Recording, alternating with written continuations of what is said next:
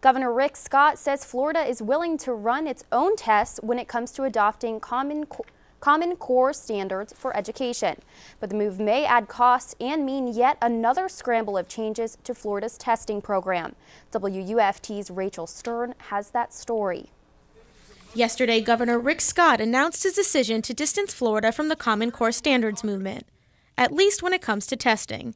He wants the Florida education system to determine its own testing methods and not rely on the Partnership of Readiness for College and Careers, or PARC. Some local educators say that wastes millions spent developing the PARC and could leave Florida with a different test that costs more and is not comparable. The state of testing in the state of Florida has been, totally absurd.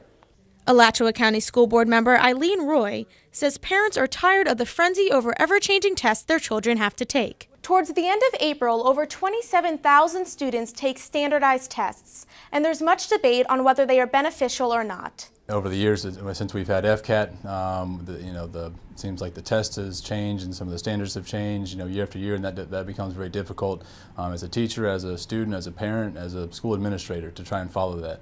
Roy says the state needs to allow a test to stay consistent and work to have scores improve over the years. Florida tends to want to do things quickly, and it's going to be difficult the first time it's given anywhere. The governor's move means Florida will now have to rush to have its own assessment up and running in time for the 2014-2015 school year.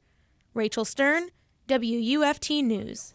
Fund Education Now is a nonpartisan group of Florida parents who are passionate about the future of Florida's school districts. The group supports the governor's intentions, but is cautious about how the state will proceed with changing tests.